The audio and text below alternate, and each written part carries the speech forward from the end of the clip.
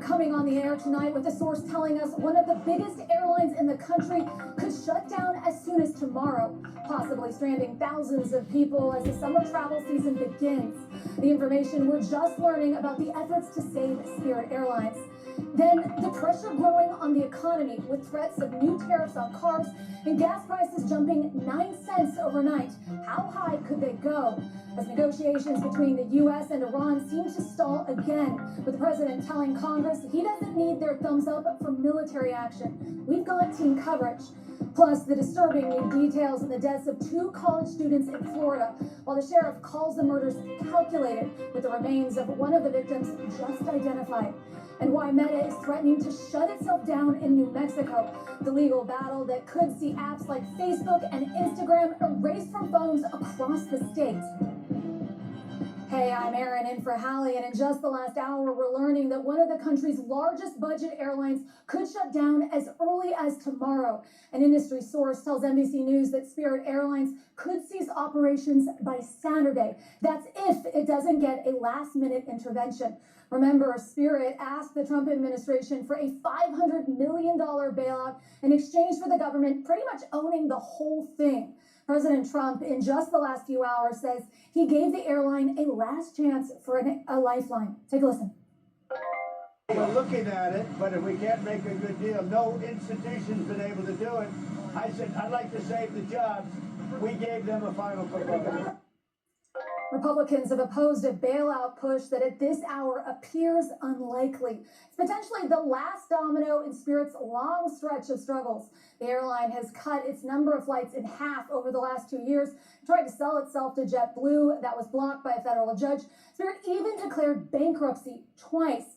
For its part, a Spirit spokesperson told NBC News that the airline is, quote, operating as usual. Allie Canal joins me now. Now, Allie, if Spirit shut down tomorrow, what does that mean in practical terms for ticket holders? Well, it's definitely not good if you're flying Spirit. Unfortunately, if Spirit does shut down, those flights would be canceled and you would essentially be stranded and out of luck. Now, the good thing here is that we did reach out to multiple airlines. We heard from American Airlines, United. They said they would step in and try to support those customers, but seats could fill quickly. Prices may be higher. If you're talking about refunds, this part is really important. Experts say don't cancel your flight yourself. Wait for the airline to cancel it, because that's what could potentially help get your money back, either through the airline or through your credit card company under some federal protections. Now, you might think trip insurance, if you have that, maybe that could help you. Unfortunately, liquidations don't fall under those guidelines there and under those terms and conditions, so that won't be an option for you. The best bet is to try and go through your credit card company. So not a lot of choices there for consumers. Wow, and how can a ticket holder exactly navigate all these sort of treacherous waters, if you will? How did Spirit Airlines get to this point? I mean, you were just ticking off the top there. All the struggles that Spirit has faced. This is a budget carrier. So even though they offer ultra low fares, that means they have very thin margins as well. So when costs increase, like what we're seeing now with jet fuel, there's not much room for a company like Spirit to absorb that. On top of it, you've seen the airline cut flights. There was the loss of money. Their balance sheet has been out of whack. And even that potential sale to JetBlue, which could have been a lifeline, that was blocked by a federal judge. So you put that all together, you have these high costs, you have weak demand, you have years of financial strain, and then you leave the company in a position like this. And it doesn't just affect the airline itself, it's also going to be one less option for customers that are seeking that low budget choice, and also for workers as well. You have a lot of flight attendants, you have crew members that are potentially going to be out of a job. And this could shut down as soon as tomorrow. As soon as tomorrow, that's what our sources tell us. We'll have to see what happens. Allie Canal, thank you so much.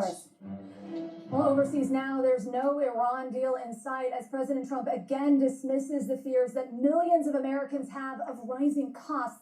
There's nowhere we see that more than the price you pay at the pump. Look at this. In just one day, the average price for a gallon of gas jumped 9 cents. That pushes prices to a nearly 50% increase since the war with Iran began 2 months ago. Iran's foreign minister says his country wants to pursue diplomacy if and only if the U.S. backs down from what he calls excessive demands and threatening rhetoric.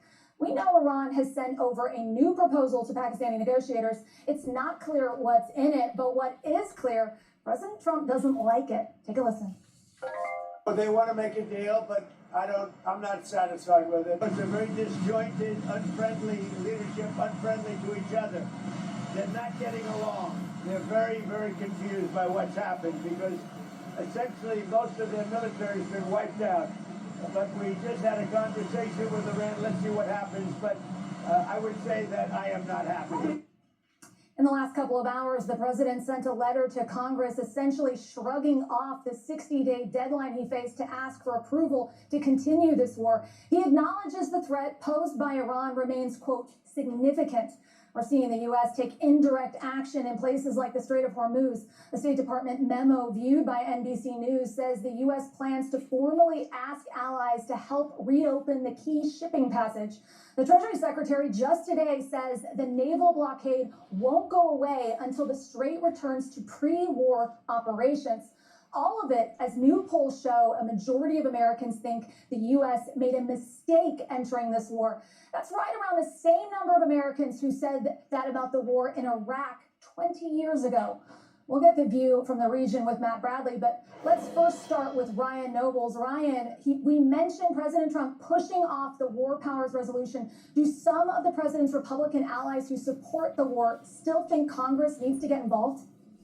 Yes, they do, Aaron. In fact, the number of Republicans who are starting to voice that concern about Congress not being looped in is starting to grow. And their argument isn't that they're opposed to the war effort or that they don't think it's a good idea, but they want the ability to go back and sell that to their own constituents and offer counsel and advice to the president as he moves forward. But President Trump just does not seem to be interested in it. He doesn't think he needs to get that approval or authorization from Congress. And while he says that he'll keep them looped in, it doesn't seem as though it's a high priority for him. Listen to what he said earlier today. Why are you not seeking congressional approval to extend it? Because it's never been sought before. There's been many, many times, and nobody's ever gotten it before. They consider it totally unconstitutional. But we're always in touch with Congress.